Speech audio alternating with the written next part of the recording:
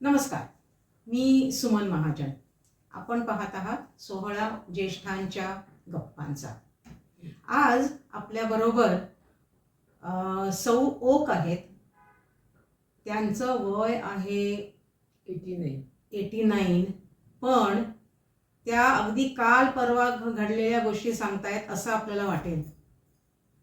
तर आता आपण त्यांच्याकडून ऐकूया त्यांच्या जुन्या आठवणी, साधारण 1942-44 पासूनच्या.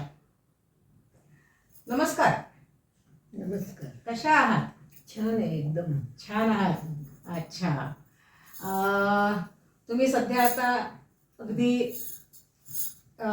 Retired life? हो, बिलकुल.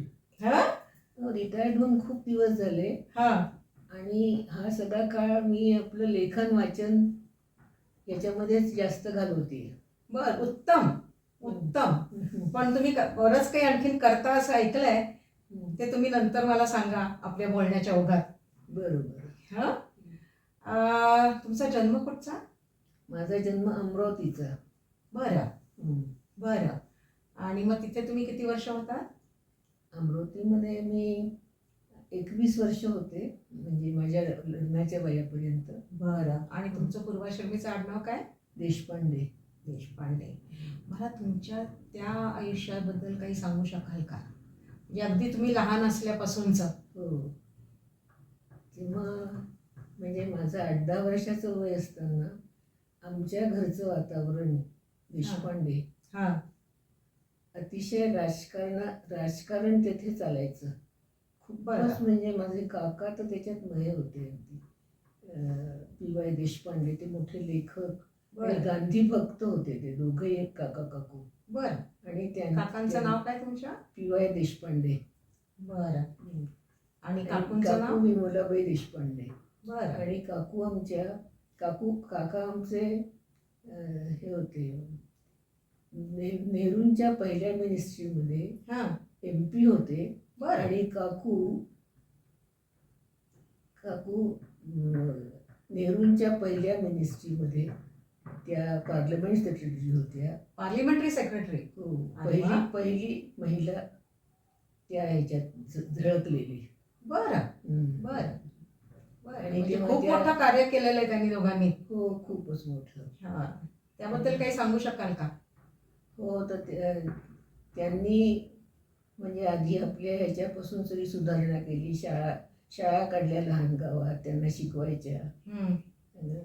आणि हळूहळू मग त्या राजकारणाकडे वळल्या.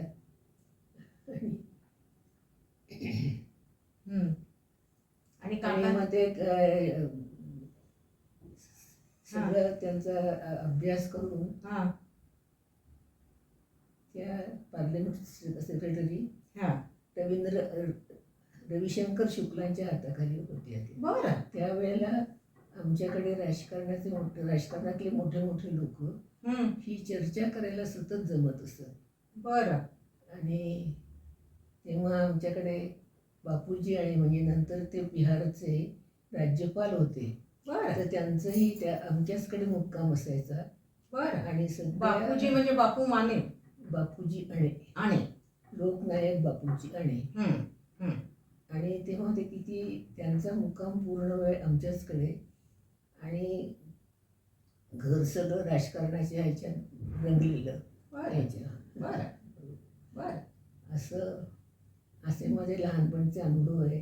काकांची मुलगी निर्मला ही पण इंदिरा गांधींच्या सहवासात आली पुढे. बरं. आणि इंदिरा गांधींना जेव्हा काही कारणाने जेलमध्ये जावं लागलं तेव्हा ती इंदिरा गांधी बरोबर जेलमध्ये पण होती. बरं बरं. म्हणजे तुमची चुलत बहीण? सख्खी चुलत बहीण. बरं. आणि मग किती वर्ष का किती महिने त्यांना तिकडे राहावं लागलं? नाही, 3 दिवस. 3 दिवस. 3 दिवस. पण ती होती त्यांच्या बरोबर. बरं बरं. त्याच्यानंतर तिचा गांधी घराण्याशी इतका चांगला संबंध आला की पुढे राजीव गांधी सुद्धा तिला मानत असत. बरं. आणि त्यांच्याबरोबरही तिने बरंच काम केलं. आणि राजीव गांधींना आमच्या घरी ती भेटायला घेऊन आली, आमच्या काकांना. बरं. आणि पी.वाय. देशपांडे म्हणजे माझे काका हां पहिल्यांदा महाराजांच्या पंक्तीला बसले हां. म्हणून त्यांना वाडीत टाकलं होतं. अरे बापरे. पण बाकीचे लोक सुधारक असल्यामुळे टाकलं तरी ते कधी त्यांनी त्याचा हे नाही केला. तुला काय म्हणतात त्याला, त्याचा कधी खेद मानला नाही. हां आणि आपलं जे नेहमीचं करायचं ते करतच गेले ते याच्यामध्ये. बरं. असं माझं लहानपण मला जे आठवतं त्यातल्या या विशिष्ट अशा ठळक आठवणी बरं याच्यामध्ये. बरं. असंच अजून काही वेगळं आठवत आहे का? अजून वेगळं आणि आमच्या घरात सगळं म्हणजे माझ्या सासरच्या लेकाकडे आणि माहेरी पण लेखन वाचन याची सगळ्यांना आवड होती. बरं बरं. आणि विशेषतः पु ल देशपांडे सगळ्यांचे आवडते व्यक्तिमत्व याच्यामध्ये. तर त्यांचं आम्ही सगळे सामूहिक पद्धतीने वाचत होतो. अरे वा. आणि तेच पुढे मी सासरी आले आणि त्यांच्याकडे तेच होतं. सगळे एकत्र बसून वाचायचे आणि ती मजा काही आवडतच होती. बरोबर. माझ्या तेव्हाच्या आठवणी. पुढे मुलांच्या व्यापात अडकले आणि संसाराचा वाढता व्याप याच्यात माझं सगळीकडे दुर्लक्ष झालं.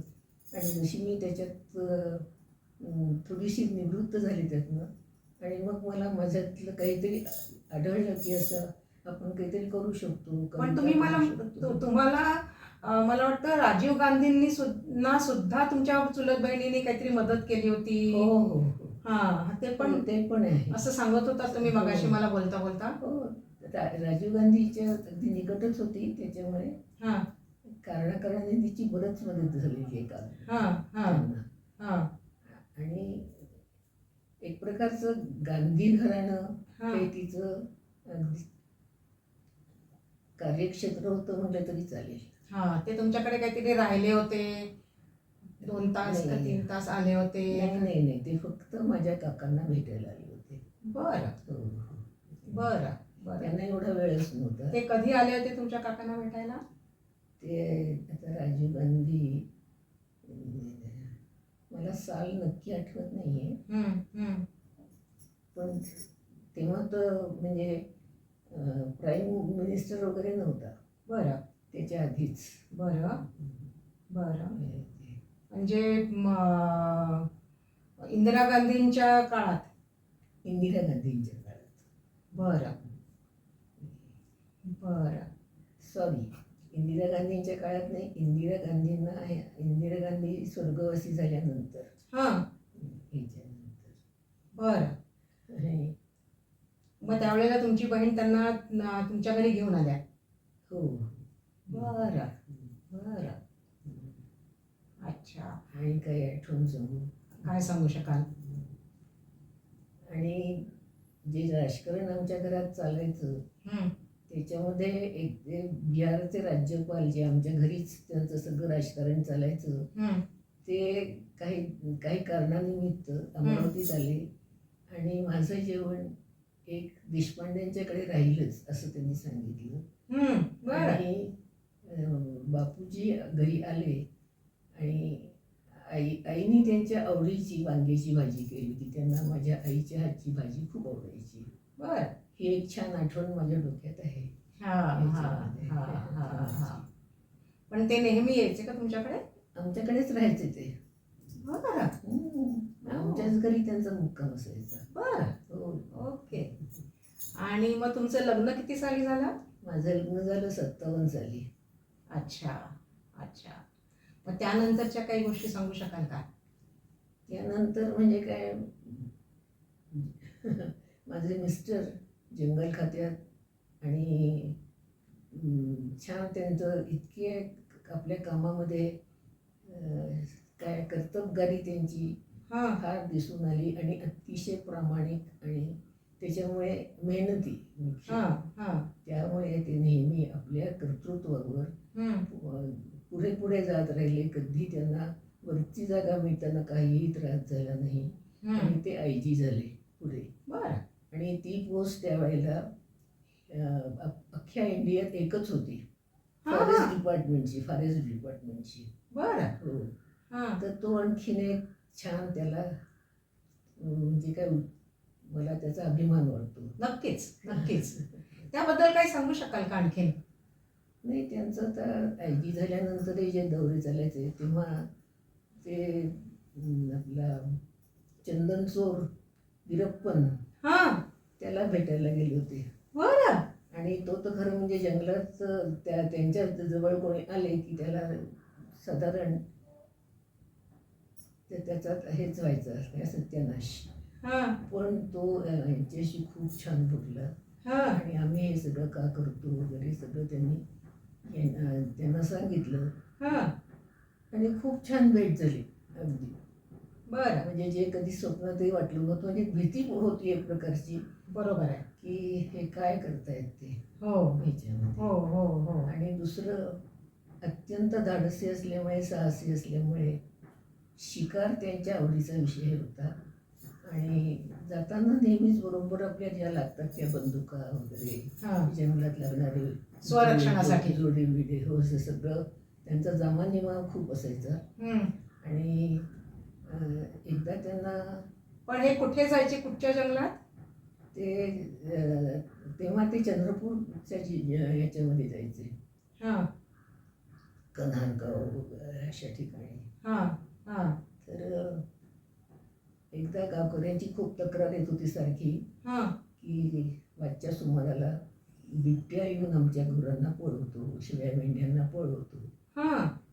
तर मग त्या दिवशी आम्ही त्यांच्या गेस्ट हाऊस शेजारच्याच एका छोट्या झाडावर जाऊन बसले, मचान केलं तिथे. हां. आणि एकटेच बसले. हां. आणि तिथे मग ते बरोबर आले, सगळे फॅमिलीच आली त्या दिवशी त्यांची. हां. नर मादी त्यांचे 2 बच्चे असे. तर बरं. त्यांनी पहिला जो वार केला तो त्यांनी ते बच्चे पळून गेले. आणि मादीला यांनी एक मारला, त्याने तिच्या पायाला जखम झाली, ती पळून गेली. बरं. आणि म्हणजे बिबट्या यांच्या बच्चे पण झाडावर- पळून गेले आणि मादी पण पळून गेली. हो, ती जखम झाल्यामुळे. हां. आणि बिबट्या जो नर होता हं. तो यांच्या झाडावर चढायला लागला. अरे बापरे. हो अरे बापरे. हो. हां. पण यांनी न घाबरता त्याला जी गोळी मारली ती त्याच्याबरोबर मागेत घुसली. हां. त्याच्यामुळे तो मिलाच लगेच बरं त्याच्यामध्ये. बरं. असं ते म्हणजे धाडसीपणाला काय म्हणजे. बरोबर आहे. हो ना हो ना. आणि ह्याची वाच्यता ते फारशी कधीच करायचे नाही. हं, कोणाकडनं हं. तरी दुसरे लोक आम्हाला सांगायचे की आज साहेबांनी असं असं जंगलामध्ये केलं. पण मग त्या नरमादीचे त्यांचे जे त्यांना हे केला त्याचं नंतर काय केलं? ती माझ्या मुलांनी जो आता याच्यामध्ये मिलिटरीमध्ये होता तेव्हा हां. त्यांनी इंदोरच्या याच्यामध्ये कॅन्टीनमध्ये ते सुंदर तिथे लावून ठेवले आहे. आणि वडिलांकडून भेट असं त्याच्यावर लिहिलं. बरं बरं. किती छान. हं, हं, हं, हं. अच्छा.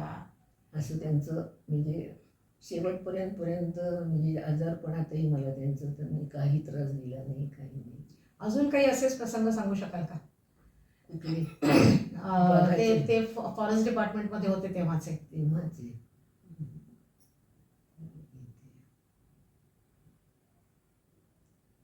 कोणतरी तिकडे शिकारीला आलं होतं असं काही ते म्हणत होता तुम्ही मगाशी. हां, तर ते एकदा शिकारीला आपल्या कलिग बरोबर जात होते. आणि तो एरिया म्हणजे हे करण्याचा नव्हता, म्हणजे शिकार करण्याचा नव्हता. बरं. आणि निर्मलाराजे भोसले हां. त्यावेळेची ही मंत्री हां. फॉरेस्ट. हां. तर ती आली आणि तिला शिकारीची हौस होती. बरं. तर तिने आपली जी बंदूक घेऊन त्याला मारायला लागली, तर यांनी त्यांना अडवलं नाही, नॉट अलाउड हां. असं सांगितलं. बरं. मग ती म्हणे की नियम आहे म्हणे हा की हा अभयारण्य आहे, हां. त्याच्यामध्ये तुम्ही असं करू शकत नाही. हां. हां. तर तिला साधारण म्हणजे आता मिनिस्टरला हा माणूस कोण अडवणार असं? हो. हां. पण म्हणे याला मग राग कसा काढायचा त्याचा, तर आमची बदली करून टाकली तिथून. ओ असं. ओ. आणि मग कुठे बदली केली? ती आमची केली धुळ्याला. बरं बरं. याच्यामध्ये हां हां. धुळं किंवा अमरावती हा ह्याच्या असे अनुभव आहेत काही काही माझे. हा हा मग धुळ्यातली काही एखादी आठवण आहे का? नाही, धुळ्यातली नाही आहे फारशी. बरं. त्याचं जंगल काही एवढं खास नव्हतं. हा हा पण धुळ्यातली पण मग जेव्हा जेव्हा ते ह्या फॉरेस्टमध्ये होते तेव्हा तुम्ही कुठे राहत होतात? नाही, आम्हाला आमचं हेडक्वार्टर जिथे असेल तिथे मी मुलांना घेऊन राहत असे. हा आणि सुट्ट्यांच्या याच्या सुट्ट्या असल्या सगळ्यांना हम्म. की मला जाता यायचं, नाही तर मुलांच्या शाळा म्हणून मी कधी त्यांच्याबरोबर जास्त जाऊ शकत नसे. बरोबर बरोबर. सुट्ट्या असल्या मुलांना की आम्ही सगळेच जात असू. बरं मग तेव्हा तुम्ही जाऊ शकत नव्हता तेव्हा तुम्ही कुठे राहत होतात मग? तेव्हा आम्हाला घर असायची ना बरं गव्हर्नमेंटची, छान चांगली घरे असायची. बरं. हो. तिथे आम्ही राहत होतो. अच्छा अच्छा. आणि खूपच म्हणजे त्यांची शिस्त अशी होती की मुलांनी चपराशांचा फायदा घ्यायचा नाही, आपलं आपलं सगळं करायचं. हो बरोबर. याच्यामध्ये म्हणजे सायकल फक्त माझ्या धाकट्या मुलीला अलाउड होतं, पण या मोठ्या दोघांनी मात्र पायीच शाळेत जायचं आणि यायचं, असं अगदी अच्छा. पक्का हे होता त्यांचा नियम. बरं मग मुलगी सायकलने जायची? हो, सायकल म्हणजे तिला सोडून द्यायचं आमचा एक माणूस. बरं बरं बरं. असं. हां हां हां हां. तर म्हणजे असं त्यांचं जे काही शिस्तबद्ध त्यांचं हे होतं ते पुढे मुलांमध्ये आलं. आणि ते खरं म्हणजे वडिलांच्या धाकामध्ये होतं, थोडेफार होते, चांगलेच होते. पण ते मी त्यांना आता स्वयंभू म्हणते, कारण त्यांनी आपापलं क्षेत्र निवडलं आणि त्याच्यात ते छान पुढे आले सगळे. हां तुम्ही मगाशी सांगत होतात की तुमच्याकडे पु ल देशपांडेंचं हे खूप होतं. हो. तर त्या संबंधी एखादं काही सांगू शकाल का? नाही म्हणजे मुलांचा माझा तसा काहीच नाही आला. हां. फक्त त्यांचं वाङ्मय वाचून आम्ही सगळेजण त्यांचा एन्जॉय करत होतो, एवढंच. बरं बरं. त्यांचं एकत्र बसून आम्ही त्यांचं सगळं हे करत होतो. बरं. ते दोन्हीकडे वातावरण होतं, म्हणजे सासरी माहेरी. म्हणजे तसं बघायला गेलं तर ते तुमचे गुरु. तो पुढे मी आता आपल्याला कुठे काय, पण मला त्यांची शिकवण त्याच्यावर मी एक कविता केली आहे. बरं. हो. खरं की काय? हो. वाचाल का ती कविता? हो, वाचते ना.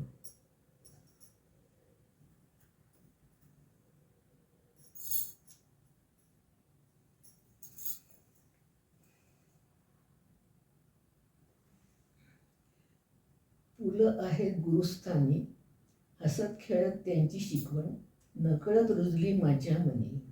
घेतले त्यातून मनोबोध, बरेच मला होते अबोध. निखळ आनंद निखळ हास्य, भरले पानोपानी. रसिक हसून लोटपोट, भन्नाट त्यांची लेखणी. साधले नाही परदेश गमन, हातात घेतले अपूर्वई. अपूर्व दर्शन घडले मला, कशी होऊ उतराई. गुण गायन आवडी, सार्थ नव ग्रंथाचे. अमोल रत्ने ज्ञात झाली, भाग्य महान आमुचे. देव कधी कळले नाही अध्यात्म. गुरूंनी माझ्या संदेश दिला, छंदात राहावी व्यस्त. होते कधी मन उदास, पुस्तकाचे उलटावे कुठलेही पान. नेहमीचा आहे माझा अनुभव, मनोरंजन होते हमखास. पुस्तकरूपी लाभले गुरु, ऋण त्यांचे स्मरू किती. भावना जरी आल्या दाटून, मन मात्र पुलकित. अरे वा, खूप छान. ही कधी लिहिली तुम्ही कविता? ही कविता लिहून बरेच दिवस झाले.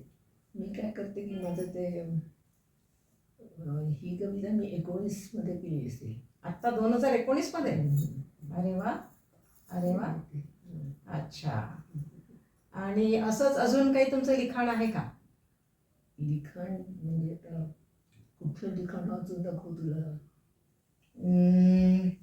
तुम्ही मला मगाशी तुम्ही कारगिलवरती काहीतरी लिहिलंय म्हणून सांगितलं होतं.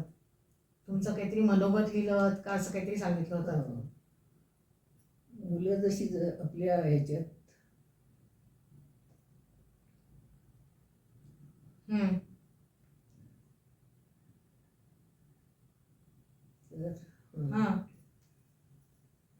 तर माझा मुलगा मनोज ओक, तो त्यांनी आर्मी पसंत केली आणि तिथे तुम्ही अगदी सगळी बॉर्डर्सवर राहून देशाची सेवा केली. आणि त्यातले पुष्कळ अनुभव आहेत, पण ते इथे इतकी सांगता येणार नाहीत. बरोबर आहे बरोबर आहे. बरोबर आहे. ऑपरेशन ब्लू स्टार, नंतर तिकडली ही काय मला आठवत नाही आहे ते, पण ते बॉर्डरवरच एक होतं, म्हणजे चकमकीसारख्या सुरूच असायच्या तेव्हा. हो, पण तुम्ही त्याच्यात कारगिल वरती काहीतरी लिहिलं होतं. हो, मग पुढे कारगिलमध्ये तो स्वतः हे होता त्याच्यामध्ये. हां कारगिलमध्ये तो कार्यरत होता हां आणि त्याच्या बटालियननी खूपच अतिशय उत्तम कामगिरी करून हां त्याचं म्हणजे तुम्ही त्यावेळेचं तुमचं मनोगत लिहिलेलं आहे. हो लिहिलंय. हां ते मनोगत मी वाचून दाखवते हां तुम्हाला. हां आणि त्या ह्याला आता माझा मुलगा मेजर जनरल या पदावरून रिटायर झाला आणि कारगिल युद्धाला आता 25 वर्ष झाली आहे. त्या दिवशी मला 25 वर्षाच्या विजय दिवस, कारगिल विजय दिवस 25 वर्ष झाली. तर त्याच्यावर मी लिहिलंय, ते वाचते. हां वाचा. कारगिल विजय दिवस 25 वर्षे झाले. किती वेगाने हे दिवस गेले असे वाटते की सर्व आत्ताच काही दिवस पश्चात घडले आहे. दिनांक 26 जुलै 1999. युद्ध थांबण्याची वार्ता आली, पण मनोजचा संपूर्ण युद्ध काळात केवळ एकच फोन आला. त्याच्याबद्दल आणखीन काहीच वार्ता नव्हती. त्याच्या युनिटचे पराक्रम व युद्धभूमी गाजवल्याचे वरील पत्र बरेच दिवसानंतर युद्ध संपल्यावर मिळाले. माझ्या डोळ्यासमोर येत होती ती कारगिलची रणभूमी. किती जखमी झाले, किती दारातिर्थी पडले याला गणती नव्हती. मला वाटायचे की धावत जावे, जखमींना निदान चहा कॉफी तरी द्यावी, पण कसलं काय. आणि कधी बोलाची कढी आणि बोलाचाच भात, हा विचार प्रत्यक्षात आणणे केवळ अशक्यच होते. डोळ्यासमोर दिसत होते ते धारातीर्थी पडलेले जवान, काही जखमी तर काही स्वर्गवासी झालेले, आणि त्यांच्या त्या भळभळत्या जखमा त्यांच्या माता पित्यांच्या शोकाची कल्पना पण करवत नव्हती. जेवताना घास गोड लागेना, मनोजची मूर्ती डोळ्यासमोरून हलेना. यावर उपाय काहीच नव्हता. फक्त महामृत्युंजयांचा जप करणे, देवापुढे याचना करणे एवढेच हातात होते. कांचन त्याची बायको पण त्यावेळी माझ्याजवळ होती. तिची घालमेल समजत होती मला. मुलं पण लहान होती, त्यांना फारसे काही कळत नव्हते. त्यात यांचा स्थितप्रज्ञ पवित्रा आणखीनच गूढ करणारा होता. यांच्या स्थितप्रज्ञ भूमिकेबद्दल थोडे बोलायचे म्हणजे हे मला चांगलेच ठाऊक होते. देशप्रेम, कर्म, कर्तव्यनिष्ठता, नैतिकता याच्या भक्कम आधार स्तंभावर त्यांची घडण झाली असल्यामुळे जे कुठले कठीण प्रसंग येतील त्यांना धैर्याने आणि प्रामाणिकपणे सामोरे जाणे एवढेच आपल्या हाती असते. हा संदेश मी पूर्णपणे आत्मसात केला होता. ही सर्व योगी पुरुषाची लक्षणे आहेत. हे केल्यास यश आपल्या पाठीशी असतेच. हे मी तीर्थरूप आईंकडून, म्हणजे माझ्या सासूबाईंकडून व माझ्या आईकडून शिकले. खूप छान, खूप छान, खूपच छान बोलता तुम्ही. पुढे नको आता परत पुढच्या भागात वाचूया. बरं. ओक काकू खूप छान बोलतात. त्यांचं बोलणं ऐकत राहावं. मला वाटतं मला त्यांची अजून एक मुलाखत घ्यायची आहे. पुढे मागे केव्हा वेळ मिळेल बघूया, माहिती नाही मला. पण त्याआधी मी त्यांना केअर फाउंडेशन तर्फे एक रोप देते. केअर फाउंडेशन हे मयूर यांचं आहे. ते खूप चांगलं कार्य करतायत. NGO आहे त्यांचा. आणि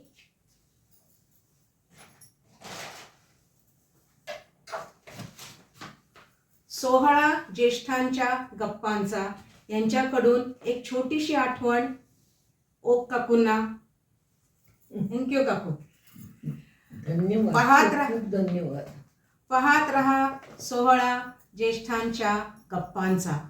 लाईक करा, सबस्क्राईब करा, शेअर करा, तुमचे कमेंट जरूर करा.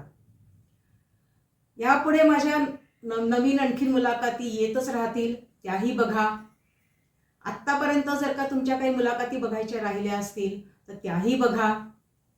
तोवर धन्यवाद. लवकरच भेटू सोहळा ज्येष्ठांच्या गप्पांमध्ये. धन्यवाद.